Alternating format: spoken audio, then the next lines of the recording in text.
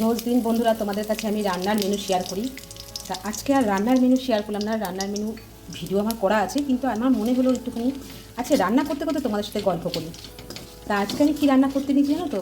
এই যে তেলে দেখছো না, আমি তেলের মধ্যে হচ্ছে গোটা জিরে, তেজপাতা, দারচিনি, লবঙ্গ, এলাচ আর একটা শুকনো লঙ্কা দিয়ে দিয়েছি। তার কারণ হচ্ছে কি, এখানটা আমি রান্না করবো আলু পটলের তরকারি। ঠিক আছে, আলু পটলের তরকারি করবো বলে তাই আমি ফোড়নটা দিয়ে নিলাম। এবার এক এক করে এর মধ্যে আমি মশলা অ্যাড করবো। তা কী কী মশলা অ্যাড করবো সেগুলো আর নতুন করে বলার কিছু নেই, তোমরা তো সবই জানো বন্ধুরা। তবু আমি রেডি করেছি। এখানে হচ্ছে কি আদা, টমেটম, পেঁয়াজ আর একটু রসুন আমার পেস্ট করা আছে, সেটা আমি হচ্ছে কি তেলে দিয়ে দেবো এক এক করে। এখানে দেখো আমি যখন রান্না করি সমস্ত মশলা গুছিয়ে নিই সঙ্গে। এখানে আমার পটলটা ভাজা হয়ে গেছে, তাড়াতাড়ি রান্না করার জন্য যদি সেরকম দেরি হয় আমি তখন আর একটা কড়াই সাইডে বসিয়ে দিই।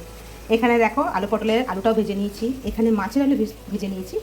আর এখানে দেখো মাছ আমি নুন হলুদ মাখিয়ে রেখেছি। আলু পটলটা রান্না হলেই আমি মাছটা বসিয়ে দেবো।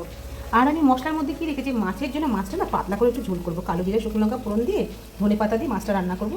আর এখানে অল্প একটু মশলা দেবো, যে মশলাটা আমি পটলের জন্য করেছিলাম, আদা, রসুন, পেঁয়াজ আর টমেটো পেস্ট করেছিলাম, এখান থেকে একটু রেখে দিলাম, দিয়ে আমি সেটা মাছ করবো পরে।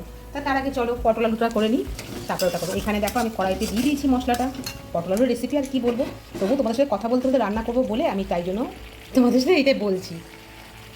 আমি তো এইভাবে রান্না করি, অনেক সময় আলু পটলটা আমি নিরামিষও করি, কিন্তু আজকে আমি নিরামিষ করবো না, আমি একটুখানি পেঁয়াজ রসুন দিয়েই করবো। আর আমিও দেখেছি আলু পটলটা এইভাবে রান্না করলে খারাপ লাগে না, সবসময় যে নিরামিষ করে করতে হবে কোনো কথা নেই, এরকমভাবে করলেও কিন্তু ভালো লাগে। যেমন ডিম দিয়ে যখন আমরা আলু পটল করি বা মাছ দিয়ে আলু পটল করি, তখনও তো আমরা একটুখানি পেঁয়াজ রসুন ইউজ করতে পারি, এবং করিও। অনেকেই করে, অনেকে আবার করে না, কিন্তু আমার মনে হয় একটুখানি মাছ ডিমের ক্ষেত্রে পেঁয়াজ রসুন দিয়ে করলে বেশি ভালো হয়।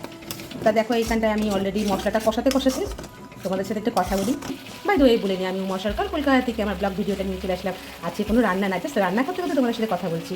বন্ধুরা সবাই এই গরমে আছো কেমন? সত্যি কি গরম পড়েছে জানো তো বন্ধুরা। আর এখানে না ফ্রিজের জল বারবার করে খাওয়াটা তো ঠিক না আমার বাড়িতে, সেই জন্য আমি ফ্রিজের জলটা রাখি না, যেহেতু ফ্রিজের জল রাখলে পরে তোয়া খুব ফ্রিজ থেকে জল বার করে করে খেয়ে নেয়, যেটা ওর পক্ষে ঠিক না। তা ওই জন্য ও করি কি, যে জলটা ফ্রিজে আমি রাখি না, ও করে কি এসে জলের বোতল ঢুকিয়ে কিছুক্ষণ রেখে দিই, সেই জলটা খায়। তবু সেটা খাওয়া ঠিক আছে, কিন্তু একদম কনকনে জলটা ফ্রিজ থেকে বার করে যে ধকধক করে খাওয়াটা, এটা যে কতটা ক্ষতি কী বলবো তোমাদের বন্ধুরা। তোমাদের বাড়িতেও কি এরকম করে খাওয়া দাওয়া হয় নাকি, ফ্রিজ থেকে ডাইরেক্ট জল বার করে খাওয়া? একদম খেতে দেবে না, ছোটো বাচ্চা ওরা বোঝে না। সবারই আমার এখানে যা মিষ্টি মিষ্টি সিস্টার আছে, প্রত্যেকের বাড়িতে ছোটো ছোটো বাচ্চা আছে, তাই বলবো একটুখানি ওদের প্রতি খেয়াল রাখো। এই গরমের মধ্যে যেন ঠান্ডাটা না লাগায়। তোজো তো মানে কিছুতেই শুনতে চায় না, ঘরের মধ্যে দাপিয়ে দাপিয়ে খেলতে খেলতে ঘেমে যাচ্ছে, আর সেই ঘাম অবস্থায় পাখার তলায় বসে পড়ছে, ঘামটাও মুছছে না। কতবার করে ওকে বলি এটা করিস না করিস না। যাই হোক, আর কি বলবো, ছোটো বাচ্চা, ওদের বোঝানোটাও খুব মুশকিল।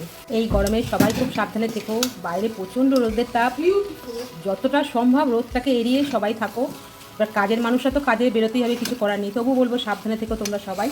তোমাদের সঙ্গে কথা বলতে বলতে দেখো আমার আলু পটলটা কষা হয়ে গেছে, এবার আমি জল দিয়ে দেবো আলু পটলটা সেদ্ধ হওয়ার জন্য। আলু পটল রান্না হয়ে যাওয়ার পরে আবার মশলা কষানো শুরু করে দিলাম, কারণ মাছের ঝোল করতে হবে। আর উল্টো দিকের গ্যাসে আমি রুটি করছি, কারণ হচ্ছে খাওয়া দাওয়াটাও তো করতে হবে। তাই আমার অনেকটা রাত হয়ে গেছে, সেই জন্য রুটি করা শুরু করে দিলাম। এখানে দেখো পাতলা করে মাছের ঝোল করবো বলে জলটা অনেকটা বেশি দিলাম। আর মাছ যে ঝোলটা যখন ফুটে উঠলো, তখন আলুগুলো সেদ্ধ হয়ে গেছে দেখলাম, তখন মাছগুলো একটা একটা করে সাজিয়ে মাছের ঝোল রান্না করে নিলাম। এই দেখো আমার গাঠি কচু, পটল আর মাছ রান্না করেছি। আমার এই ভিডিওটা তোমাদের কেমন লাগলো জানাতে ভুলো না বন্ধুরা। টাটা বাই বাই, সবাই ভালো থেকো।